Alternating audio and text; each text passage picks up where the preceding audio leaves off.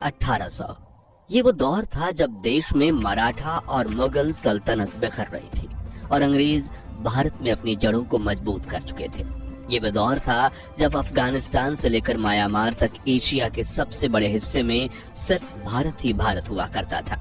ये वो दौर था जब भारत की आबादी सिर्फ 17 करोड़ थी, जिनमें से करीब 10% पुरुष और 1% महिलाएं ही पढ़ी लिखी हुआ करती थीं। शायद इसी वजह से मीलों दूर से आए अंग्रेजों ने भारत पर कब्जा जमा लिया था। ईस्ट इंडिया कंपनी की सरकार ने गरीबों और किसानों का शोषण शुरू कर दिया था और सोने की चिड़िया कहे जाने वाले भारत को लूटने में कोई कसर नहीं छोड़ी थी। लेकिन क्या आपने कभी सोचा है उस दौर में आम भारतीयों की जिंदगी आखिर कैसे हुआ करती थी? उनका रहन सहन और पहनावा कैसा होता था? उस दौर के भारतीय लोग क्या काम किया करते थे और कैसे अंग्रेजों ने भारत के महान साम्राज्यों की हुकूमत को अपने कब्जे में लिया था? अगर हाँ, तो आज का वीडियो आपके लिए खास है, क्योंकि आज हम सन 1800 के दौरान अखंड भारत के इतिहास से पर्दा उठाएंगे, जिसे ज्यादातर स्कूलों कॉलेजों में पढ़ाया नहीं जाता। लेकिन उसके पहले आप वीडियो को लाइक और चैनल को सब्सक्राइब कर दीजिए। सल्तनत और हुकूमत। 16वीं शताब्दी की शुरुआत में जब अंग्रेजों ने भारत में दस्तक दी तो शुरुआत में उनका उद्देश्य सिर्फ यहाँ व्यापार करना था। लेकिन जब देश के कई महान राजा उनकी मीठी बातों के शिकार नहीं हुए तो उन्होंने इस महान देश की सत्ता पर ही कब्जा करने का फैसला किया। बता दें कि भारत में कदम रखने वाली सबसे पहली ब्रिटिशर्स टोली के कैप्टन थे विलियम हॉकिंस, जिन्होंने 24 अगस्त 1608 के दिन सूरत के बंदरगाह पर पहला कदम रखा था और कुछ ही समय में उन्हें यह अंदाजा लग गया था कि वो कूटनीति से भारत को अपने कब्जे में कर सकते हैं। 1631 में जब शाहजहां ताजमहल बनवा रहे थे तभी अंग्रेज भारत में अपने पैर पसारने की कोशिश में लगे हुए थे। उस वक्त कुछ छोटे बड़े राजाओं के अलावा भारत में 2 बड़े साम्राज्यों की हुकूमत चलती थी, जिसमें पहला था औरंगजेब का मुगल एम्पायर और दूसरा था मराठा साम्राज्य। ये दोनों शक्तियां इतनी ताकतवर थीं कि इनके सामने अंग्रेज चाय कम पानी थे, मगर इनकी सबसे बड़ी कमजोरी थी एक दूसरे से नफरत। जो देख अंग्रेज एक तरफ इन दोनों सल्तनतों के राजाओं के तलवे चाटते रहे और ये जताने की कोशिश करते रहे कि हम आपके साथ हैं, लेकिन दूसरी तरफ बड़ी चालाकी से कूटनीति करके इन दोनों साम्राज्यों में कई लड़ाइयां करवाईं और खुद बाजी मारने के लिए सही मौके का इंतजार करते रहे। अपनी इसी मंशा में कामयाब होने में अंग्रेजों को 100 साल लग गए और शुरुआत हुई 18वीं सदी की, जब ईस्ट इंडिया कंपनी ने भारत में अपने पैर पसार लिए थे। मुगलों की सल्तनत खत्म होने के कगार पर थी और मराठा साम्राज्य भी कई इलाके अंग्रेजों से हार चुका था। एक तरफ वो गरीबों और किसानों का शोषण कर रहे थे, दूसरी तरफ शिक्षा और पैसों के लालच देकर युवा भारतीयों को ही अपने ब्रिटिश आर्मी में भर्ती करना शुरू कर दिया था। वो भारतीय व्यापारियों से बहुत ज्यादा कर वसूलते थे। उन्होंने यहाँ पर अपनी फैक्ट्रीज खोल रखी थी, जहाँ सस्ते में बना माल एक्सपोर्ट करके वो अंधाधुंध पैसा छाप रहे थे और ये पूरा पैसा भारत से सीधा ब्रिटेन जाता था, जिस वजह से भारत में आर्थिक संकट के दौर की शुरुआत हुई। भारतीयों की कमाई, पैसों की किल्लत और लगान।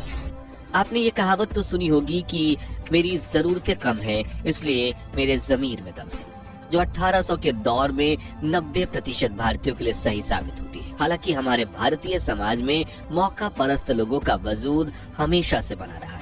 उस वक्त भी कुछ मौका परस्त लोग ऐसे थे जो अंग्रेजों के तलवे चाटकर अधिक कमाई किया करते थे, जबकि आम भारतीय अपनी सभी जरूरतें पूरी तक नहीं कर पाते थे। एक तरफ जमींदार किसानों को कर्जा देकर ज्यादा ब्याज लेकर उन्हें लूटा किया करते थे, वहीं दूसरी तरफ किसान बाढ़, सूखे जैसी समस्याओं का सामना करते थे और अंग्रेजों द्वारा लगाया गया जानलेवा लगान तो किसानों की कमर ही तोड़ देता था। वही जो लोग खेती नहीं करते थे उनमें से कुछ छोटा मोटा व्यापार करते थे, जिन्हें अंग्रेज टैक्स और हफ्ता वसूली करके लूटने से बाज नहीं आते थे, जबकि कुछ लोग मजबूरी में चंद पैसों के लिए अंग्रेजों की फैक्ट्रीज में 16-16 घंटे काम किया करते।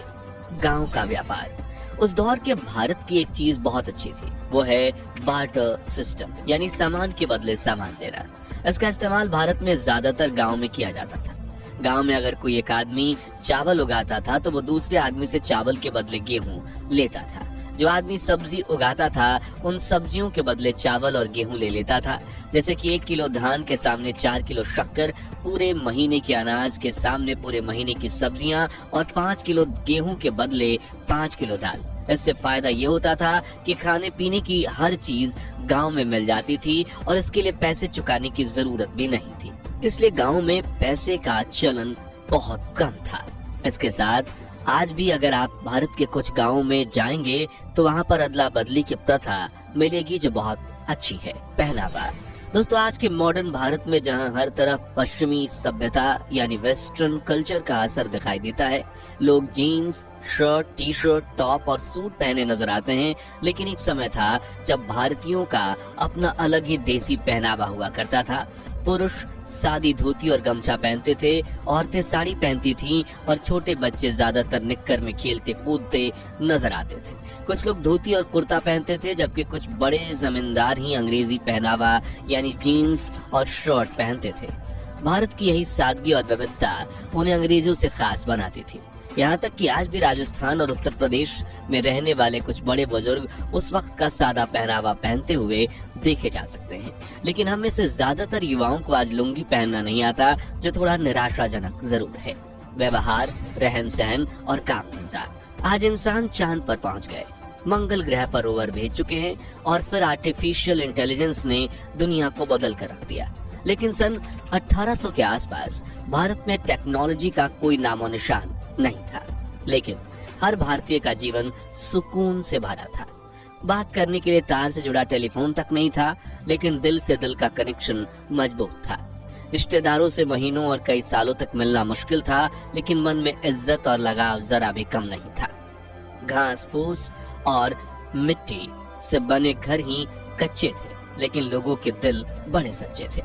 यातायात के सिर्फ बैलगाड़ी साधन थी, लेकिन लोगों के शरीर में बहुत फुर्ती थी। जेब में पैसों की फूटी कौड़ी ना हो, इसलिए चेहरे पर शिकन नहीं थी। और भाईचारा ऐसा था कि एक आवाज पर पूरे गांव की भीड़ इकट्ठा हो जाती थी।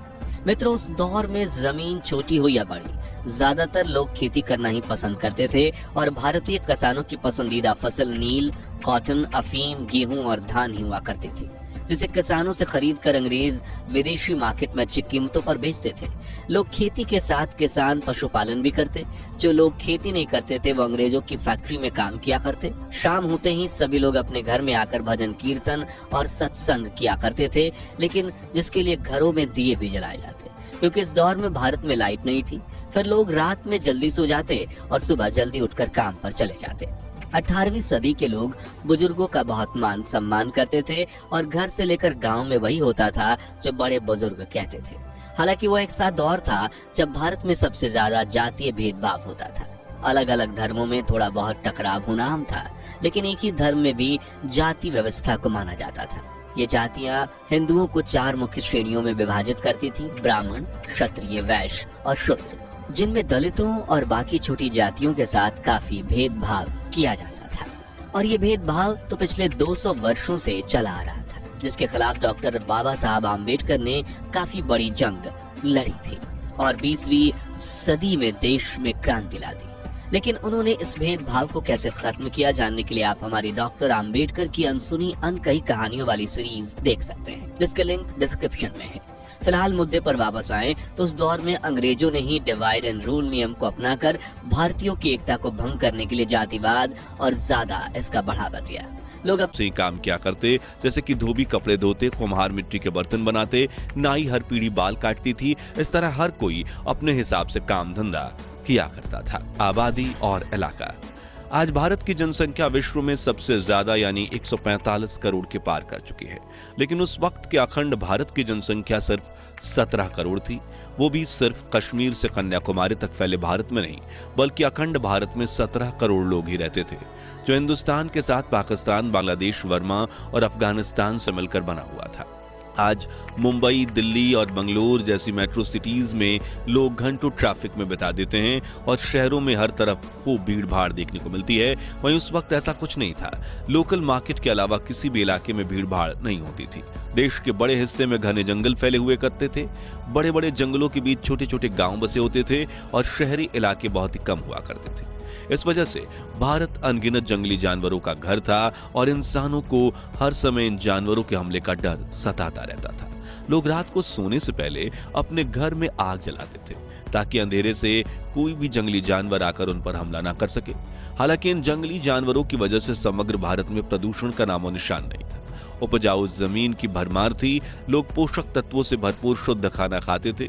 आज की तरह फलों और सब्जियों में केमिकल मिलाने का कोई सवाल ही नहीं था। सड़कों की हालत भले ही खस्ता थी, लेकिन लोगों की जिंदगी खुशहाल थी। उस वक्त के भारतीयों की औसत उम्र भी आज से काफी ज्यादा हुआ करती थी। शिक्षा और साक्षरता। अब बात करें पढ़ाई लिखाई की, तो आपको जानकर हैरानी होगी कि उस वक्त भारत में पढ़े लिखे लोगों की संख्या बहुत ही कम थी। देश में सिर्फ 10% पुरुष और 1% महिलाएं ही साक्षर थीं। हालांकि बिना पढ़ाई लिखाई के ही भारत में रहने वाले सभी लोग किसी न किसी काम में बहुत निपुण थे। कुल मिलाकर उस वक्त में भारत की कुछ चीजें बेहद अच्छी थीं तो कुछ बहुत खराब। कहीं पर लोग बहुत खुश थे तो कहीं बहुत दुखी। लेकिन भारत हो या दुनिया का कोई भी देश, सदियों से संतुलन बनाए रखने के लिए कुदरत यही नियम चलता आया है। तो मित्रों, अगर आपको भी अखंड भारत के महान इतिहास पर गर्व है तो कमेंट बॉक्स में हमारे देश की तारीफ में 2 बोल जरूर लिखिए और ये भी बताइए कि उस दौर की वो खासियतें जो आज का मॉडर्न जमाना मिस कर रहा है, हमारी ये पेशकश पसंद आई हो तो वीडियो को लाइक और शेयर करके 11,000 लाइक्स के लक्ष्य को हासिल करने में हमारी मदद कीजिए। और ऐसे ही दिल छू लेने वाले वीडियोस के लिए हमारे चैनल को सब्सक्राइब करके पास वाली घंटी जरूर बजा दीजिए। जय हिंद, जय भारत।